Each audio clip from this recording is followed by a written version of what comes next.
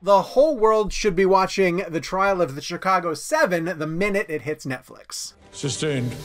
Nobody objected. Hey guys, it's Sean O'Connell, the managing director here at Cinema Blend, with a review of Aaron Sorkin's new courtroom drama, The Trial of the Chicago 7. It's going to be coming to Netflix later on in October, and I want to get to all of the reasons why I think you absolutely need to be checking this out. But before we get into the full review, do me a favor and go down and hit subscribe and turn on your notifications, because every time we post a new video here on our YouTube channel, I want to make sure you guys come and watch it right away. We're giving them exactly what they want, a stage and an audience.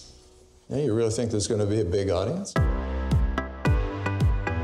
Okay, let me start by just saying that I am totally in the bag for Aaron Sorkin. I love him. I think he's one of our greatest working screenwriters. If you go down the list of films that he's worked on, it is a mind-blowing filmography. Films like Moneyball, The Social Network, A Few Good Men, obviously his work on the television series The West Wing. It is prime material when he sinks his teeth into both history and politics and the way that significant events shape and move our culture and political dynamics, and all of that is at the forefront of The Trial of the Chicago 7. The story is based on the 1968 National Democratic Convention, which was being held in Chicago, and various groups from different social and political organizations met in Chicago to be present at the convention to protest largely our country's involvement in the Vietnam War, but also the way that the presidential race was shaking out. They tried it peacefully. We gonna try something else. There were violent protests and conflicts between the police officers and protesters, and as a result, 8 men ended up on trial in what was set up to be largely a legal argument stacked against them. These defendants had a plan, and the plan was to incite a riot. I call this portion of the trial with friends like these.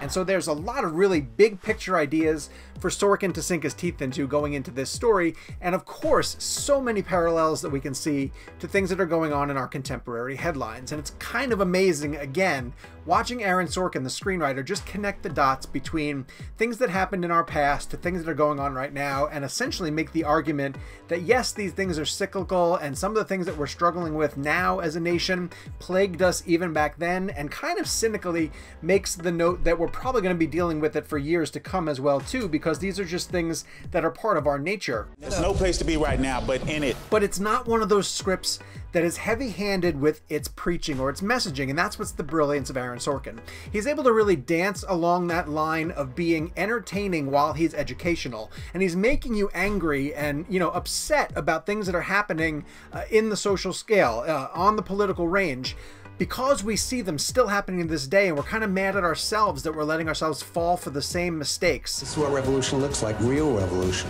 We may have to hurt somebody's feelings. But along the way that he writes and the way that his cast delivers his lines, it still makes for such a slick and well-assembled and just entertaining Hollywood treatment of this type of story that we've come to get from the guy who's done those movies like Few Good Men, Steve Jobs, and of course Moneyball and Social Network.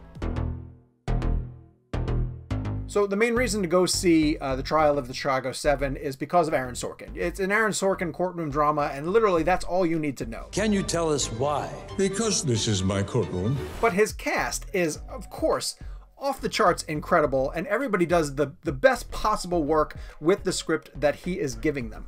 Over the years, Sorkin has had no trouble luring A-list talent who want to play along with his screenplays, whether it's Tom Cruise and Jack Nicholson in the final courtroom battle for A Few Good Men. You can't handle the truth. Whether it's Brad Pitt in Moneyball, or even getting Michael Fassbender to play Steve Jobs in the Steve Jobs film.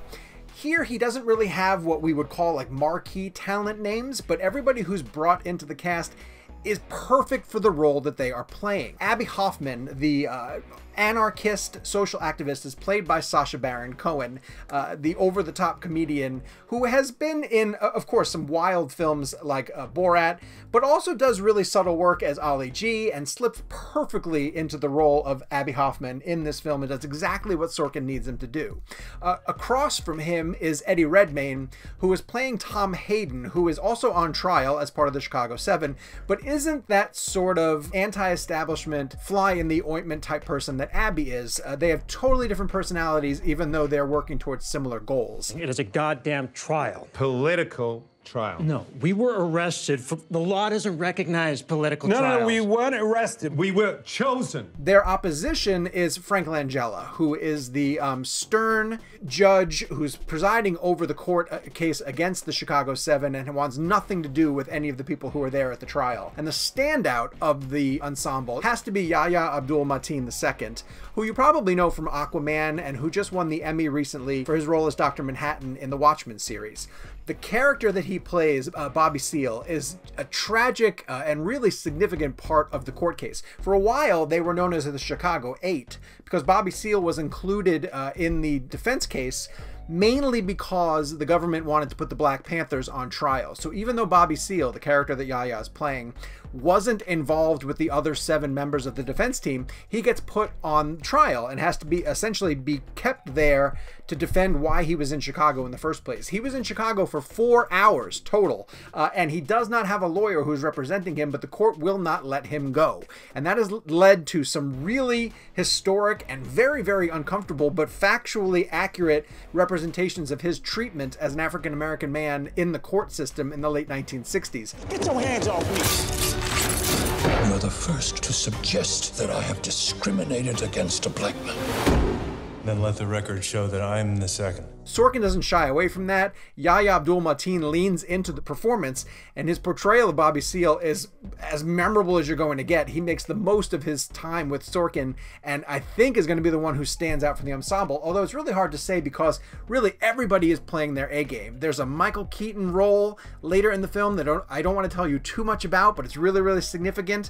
It's almost like Sorkin doesn't want to distract too much away from his mesmerizing screenplay, so he just gets great character actors. Joseph Gordon-Levitt, like I mentioned, Keaton, Frank Langella, all these people who just come to the table, knock it out of the park, let the story do all the heavy lifting for you, and they lean on Sorkin's screenplay, which is just masterful.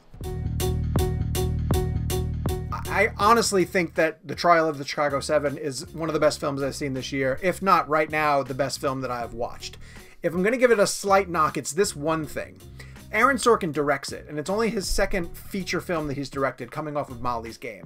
And it's an obvious improvement over Molly's Game. He's still figuring out how to be a great director. He's a very good director, very competent, and it gets the material across in the way that he wants to. He's a much better screenwriter than he is a director. The only reason why I call this out is because when Sorkin has turned his screenplays over to true visionary directors, the likes of David Fincher or Danny Boyle, we get full-blown masterpieces that are like once-in-a-generation type films. And I do think that if Sorkin had turned The Trial of the Chicago 7 over to someone like a Fincher or a Spielberg or someone who had a little bit of detachment from the screenplay, the movie might have just been that hair better to make it one of these seminal films that like, oh, we're going to be talking about that one for the rest of our lives. At this rate, it's still incredibly good, and I do understand that Sorkin needs to, in order to improve as a director, needs to direct. But I just know that I've seen the way that like his script for Moneyball or his script for Steve Jobs, when they're handed to another director, really sing, and I couldn't help but think every once in a while, just 1 or 2 times during it, like, oh, he did a good job with that, but damn, if David Fincher had this screenplay, how great would it have been? Could this have been at the level of The Social Network or A Few Good Men? Movies that I think are all-timers that we'll be talking about for the rest of our lives. Let's rehearse. All that being said, I am giving Aaron Sorkin's The Trial of the Chicago 7 a perfect 5 stars out of 5. It is, without question, one of the best films I've seen this year. I'm pretty sure it's my number 1. I have to go back and see Christopher Nolan's Tenet a few times, and I definitely want to watch this one over and over again because it moves at such a clip. I mean, if you're used to Sorkin's dialogue and the way that he paces out his stories, especially on The West Wing, it doesn't wait for you at all. And so there's a lot of, like, you need a scorecard to sort of keep up with the characters and figure out who's who before you finally settle into the groove of what the movie is. And now I really want to go back, and now that I know where everybody's coming from and the points of the movie, I'm sure that it's going to be rewarded by a second viewing. But first time through, absolutely loved it. One of Sorkin's greatest screenplays. The cast is phenomenal. I'm sure we're going to be talking about them throughout the course of this bizarre award season that we're getting into. I'm curious who Netflix is going to push in the different categories, because they could end up in a situation where actors are competing against other people from the same film. But we'll see how that shakes out. None of that matters right now. This is a movie that you need to have on your radar, so make sure you're checking out The Trial of the Chicago 7 when it hits Netflix in October. When you do see it, come on back here, head to the comment section. Let me know what your review of the film is. I want to hear from all of you guys. Tell me if it works for you as well as it did for me. While you're down there, of course, hit subscribe and turn on your notifications. We are reviewing movies all the time here on Cinema Blend's YouTube page, and we want to make sure that you check out every single one of them.